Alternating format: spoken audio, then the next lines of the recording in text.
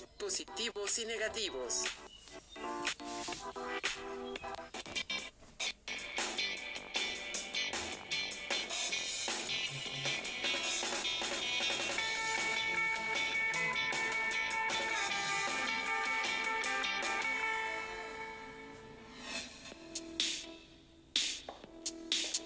Estimadas y estimados estudiantes, les doy la bienvenida a Aprende en Casa. Esta sesión corresponde a la asignatura de Matemáticas de primer grado de secundaria. Soy la maestra Irene Saraí Torres Herrera y me complace acompañarles en esta ocasión. Aprecio su atención y espero que los retos que les presentamos hoy les permitan profundizar y consolidar los contenidos que abordaremos. No olviden que el estudio y la práctica son la base del éxito. Por favor, tomen nota de cada una de las actividades que se desarrollarán. Pongan mucha atención y recuerden que, si lo consideran necesario, pueden volver a ver la sesión más tarde.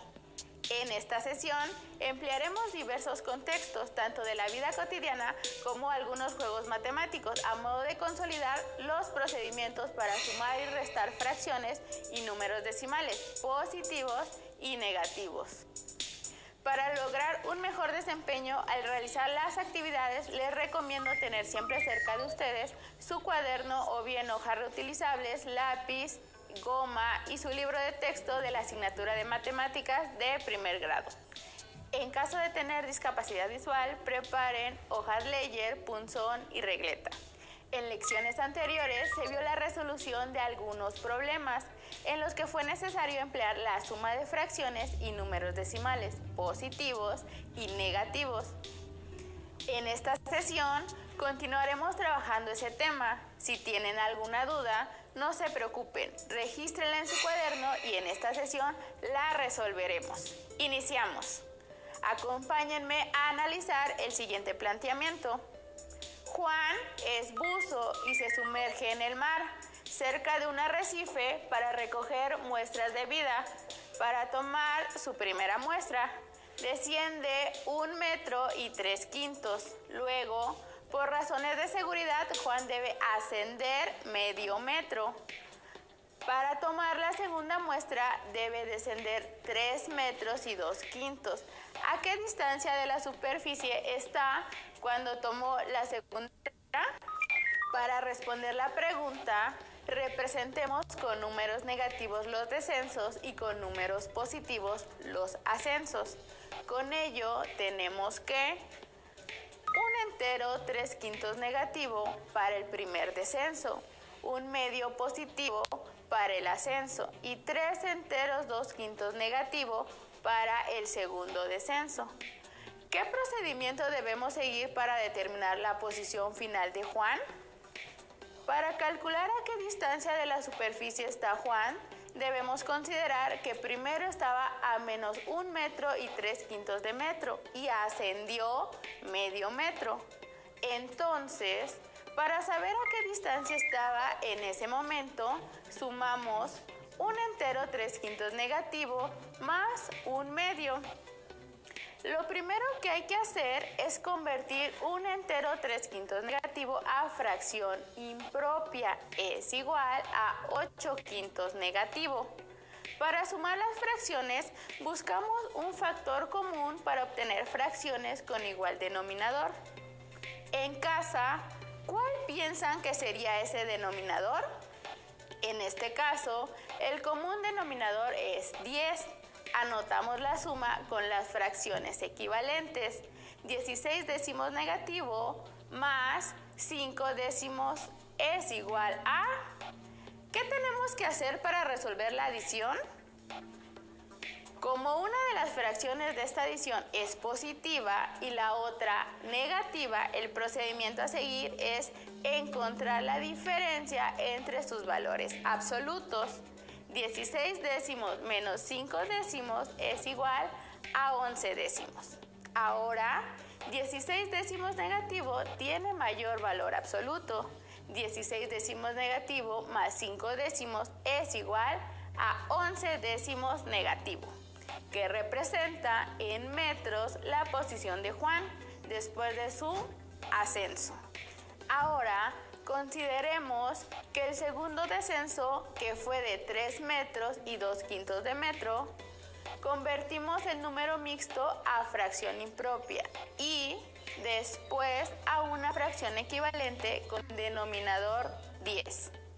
17/5 negativo es igual a 34 décimos negativo.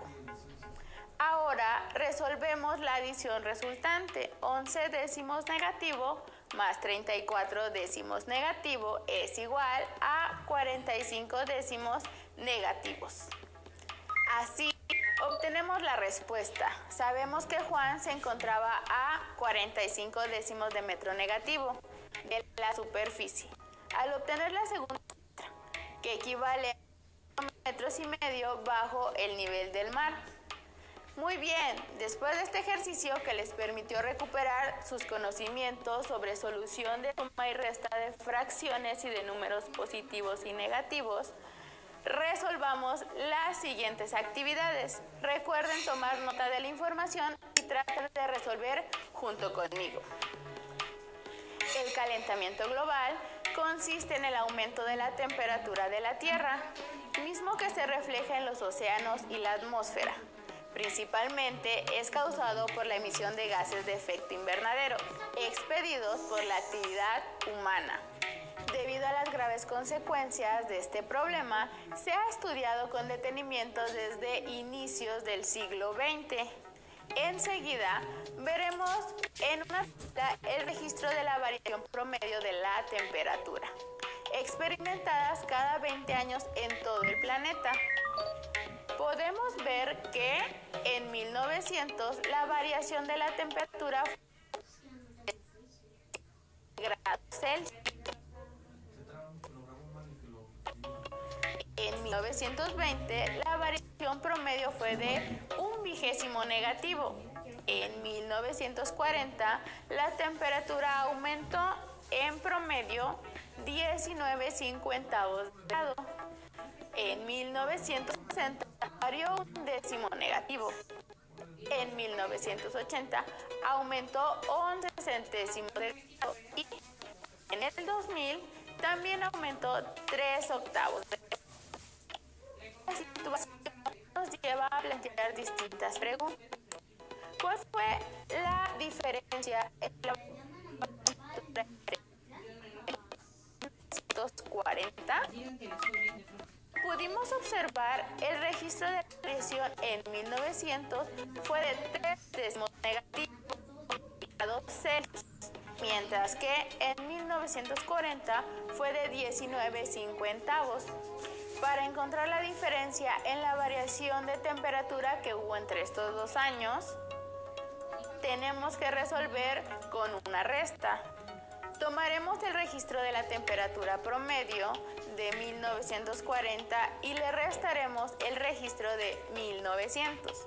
Esto es 19/50 menos 3 décimo negativo. Para resolver la operación, aplicamos las reglas de la sustracción de números positivos y negativos, que nos indica que restar es lo mismo que sumar por el opuesto inverso aditivo del sustraendo. En este caso, el número opuesto de 3 décimos negativo es 3 décimos, por lo que la suma correspondiente sería 19/50 más 3 décimos. Para resolver esta suma, debemos expresar ambos los mismos denominador. Para hacerlo tenemos que convertir 3 décimos a su fracción equivalente, 15/50. Ahora sí, sumamos 19/50 más 3 décimos es igual a 19/50 más 15/50. Al resolver la operación, el resultado es 34/50.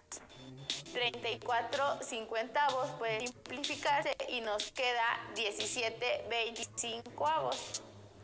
La diferencia en la variación de la temperatura entre el año 1900 y 1940 fue de 17/25 de grados Celsius. Consideren que no calculamos la variación únicamente la diferencia entre los valores de estos años. Ahora, veamos la diferencia entre la variación de la temperatura de los años 1900 y 2000. Consideren que solo vamos a calcular la diferencia entre esos años, no la variación total del siglo. Como se puede observar en la tabla, el registro de la variación en 1900 fue de 3 décimos negativos de grado, mientras que en el 2000 fue de 3 octavos. Para encontrar la diferencia en la variación de temperatura entre estos dos años, recurriremos a una sustracción. Esto es 3 octavos menos 3 décimos negativo. Convertimos la resta en cambiando el signo por su inverso aditivo, por lo que nos queda la suma 3 octavos más 3 décimos. Tenemos que convertir las fracciones a fracciones equivalentes con igual denominador, que en este caso será 40, obteniendo las fracciones 15 cuarentavos y 12 cuarentavos respectivamente. Entonces nos queda como 3 octavos más 3 décimos igual a 15 cuarentavos más 12 cuarentavos igual a 27 cuartos. Vemos que la diferencia de la variación entre estos dos años fue de 27 cuarentavos de grado. Les invito a calcular la variación total de la temperatura durante el siglo XX, es decir, de 1900 a 2000. Tienen que calcular entre periodos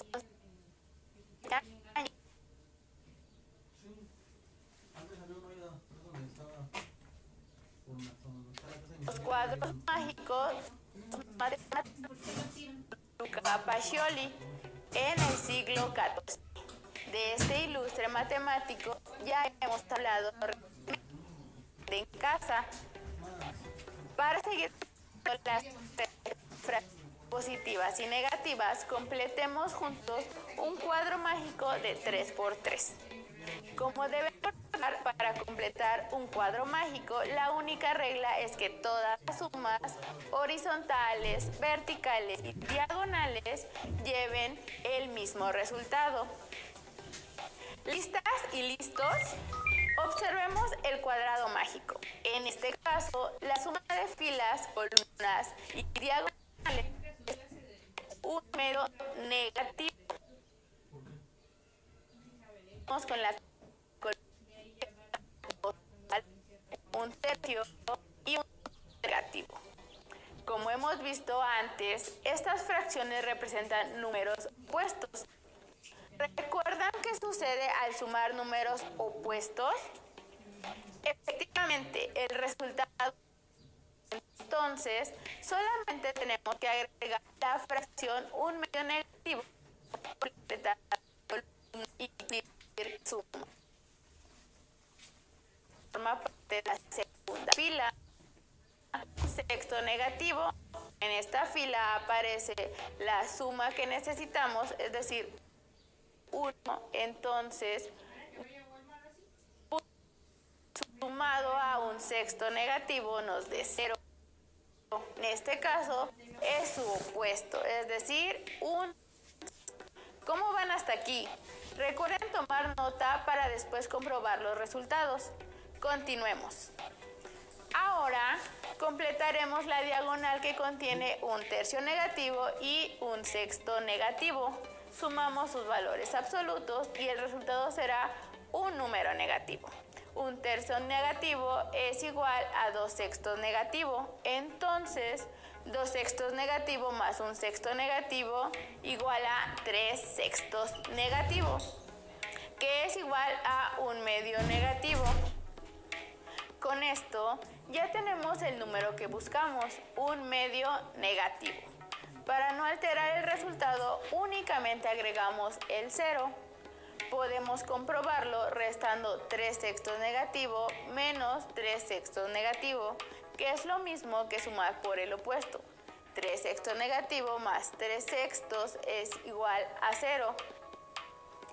Completemos la primera fila. A un medio negativo le restamos un tercio para encontrar el valor que falta. Como restar es lo mismo que sumar por el inverso aditivo, operamos con fracciones equivalentes como sextos. 3 sextos negativo más 2 sextos negativo es igual a 5 sextos negativo. Vamos por la segunda columna.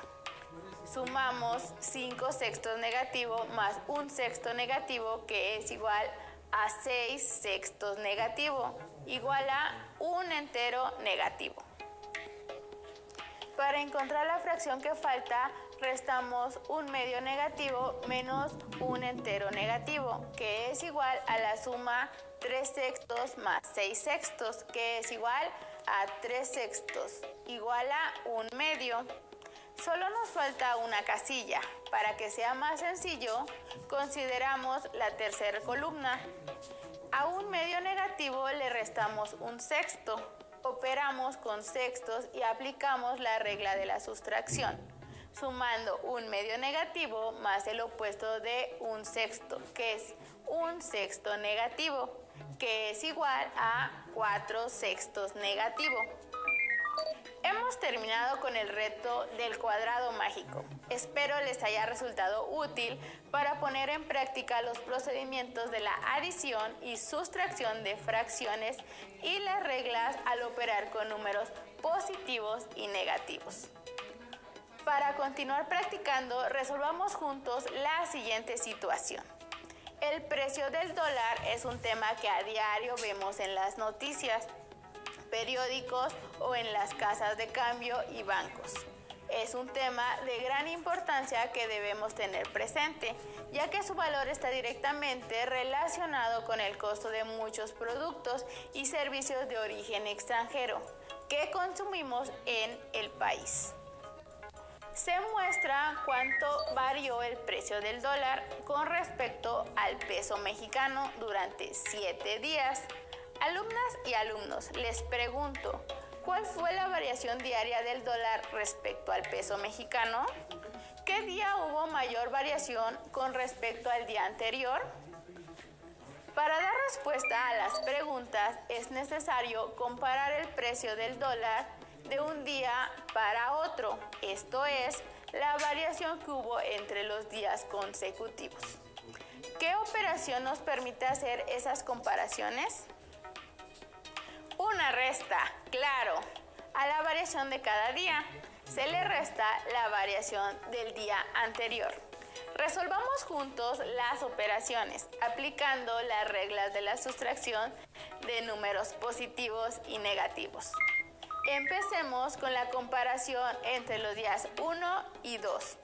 El día 1, la variación fue de 0.2, mientras que el día 2 fue de menos 0.27.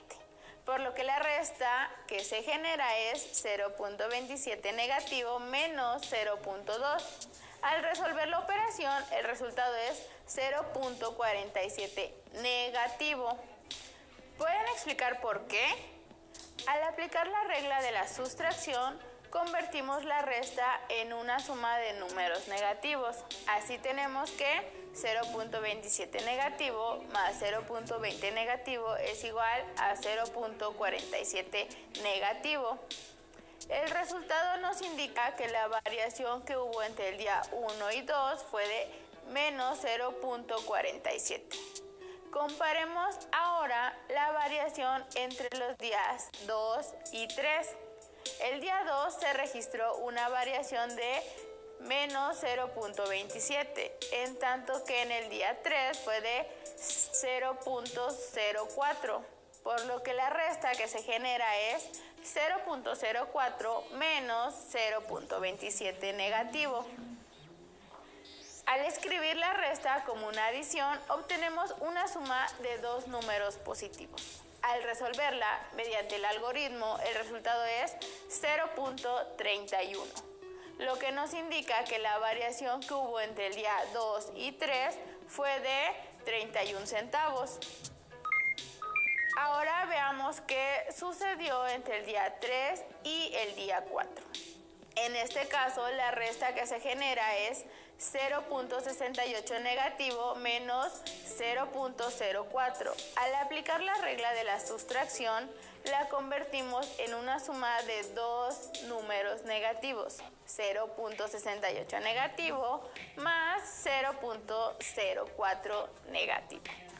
Al resolver la operación, el resultado es 0.72 negativo, lo que nos indica que la variación que hubo entre los días 3 y 4 fue de menos 0.72. Hagamos una pausa. ¿Cómo van en casa? ¿Tienen claros los procedimientos para restar números positivos y negativos?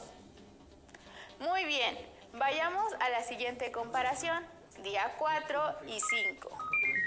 El día 4 hubo una variación de menos 0.68, en tanto que en el día 5 fue de 0.454, por lo que la resta que se genera es 0.454 menos 0.68 negativo, que es igual a la suma 0.454 más 0.68. Al resolverla de la manera que ya conocen, el resultado nos indica que la variación que hubo entre el día 4 y 5 fue de 1.134 pesos, aunque en términos de la realidad esa cantidad de dinero no es posible representarla. Ahora obtengamos la variación que hubo entre el día 5 y el día 6. El día 5 se registró una variación de 0.454 pesos, mientras que en el día 6 fue de 0.3 pesos negativos, por lo que la resta que se genera es 0.3 negativo menos 0.454, que al convertirla en una suma equivalente tenemos 0.3 negativo más 0.454 negativo es igual a 0.754 negativo. El resultado nos indica que la variación que hubo entre los días 5 y 6 fue de 0.754 pesos negativos. Finalmente, comparemos lo sucedido entre los días 6 y 7. El día 6 hubo una variación de 0.3 pesos negativos, en tanto que en el día 7 fue de 0.02 pesos, por lo que la resta que se genera es 0.02 menos 0.3 negativo. Pasemos a una suma empleando el inverso aditivo del sustraendo, que es 0.3, para tener la suma 0.02 más 0.3, cuyo resultado es 0.32. El resultado nos indica que la variación que hubo entre el día 6 y el día 7 fue de 32 centavos. Muy bien, ya tenemos el precio del dólar respecto al peso mexicano de todos los días de la semana. Con eso dimos respuesta a la primera pregunta.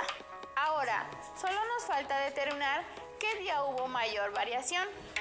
Concentraremos las comparaciones obtenidas en una tabla para dar respuesta a la segunda pregunta planteada. ¿Cuál fue la mayor variación que hubo en 2 días consecutivos?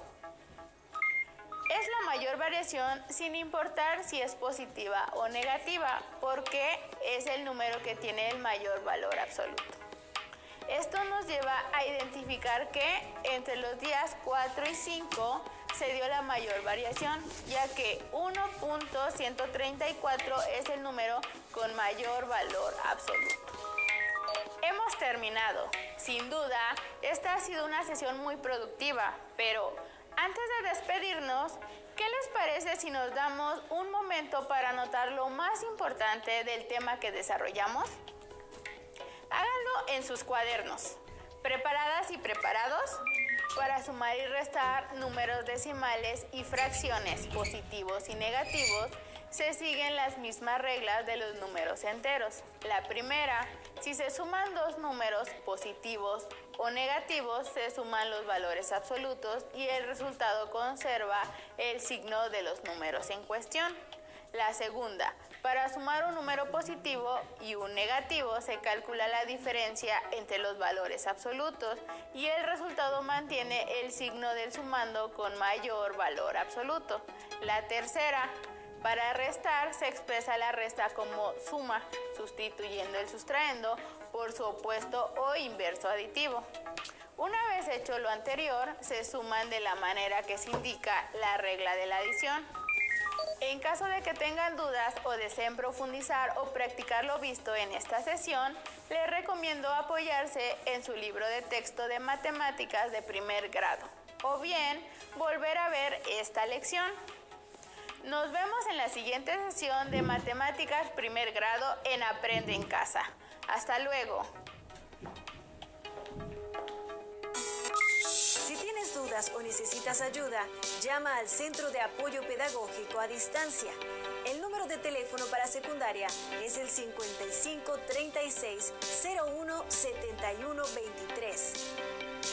Si requieres consultar los libros de texto en versión digital, recuerda que los puedes encontrar en la página conalitec.cep.gov.mx.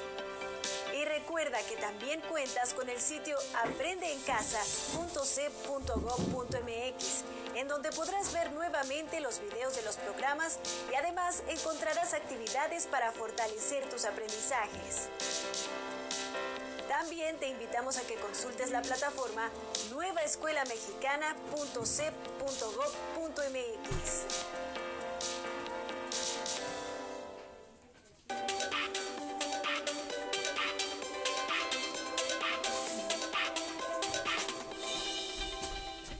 ¿A dónde nos llevará esta vez la lectura?